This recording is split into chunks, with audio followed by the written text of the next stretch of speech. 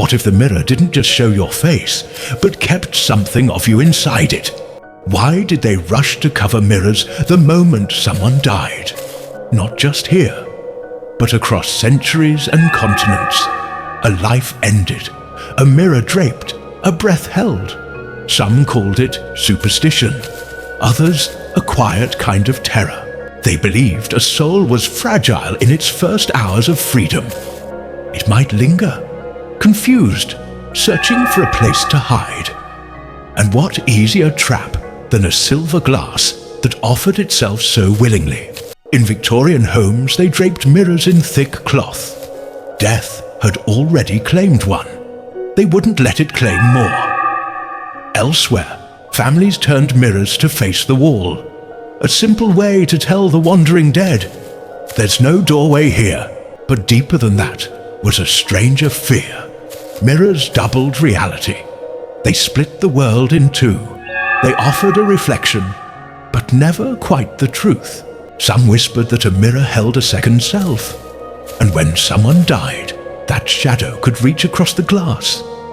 Grief made it easier to see what wasn't there, or perhaps what was always waiting. Old tales said a mirror could steal the breath right from your lips, draw out the last warmth of children or the frail.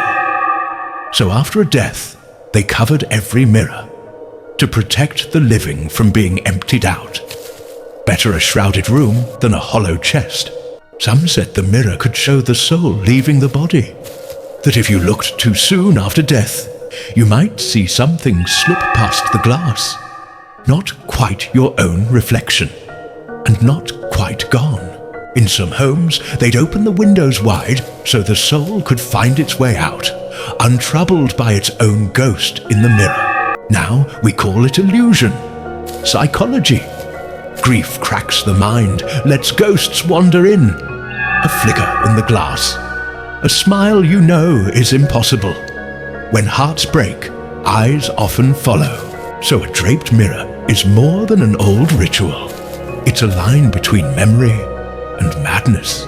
In Slavic lands, water spirits called rusalki lured travelers with mirror-like lakes.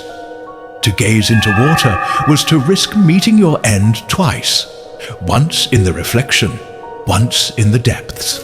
In some Jewish traditions, they still cover mirrors during mourning, not just to keep spirits from getting trapped, but so mourners won't see their own grief reflected back, made sharper, more unbearable. Today we laugh at old fears, keep our mirrors bright and uncovered. But grief still plays its tricks. Sometimes you'll walk past a mirror and swear it moved first. Sometimes a room doesn't feel empty, even when it is. Maybe it was never really about the mirror. Maybe it was about the parts of us we couldn't bear to lose.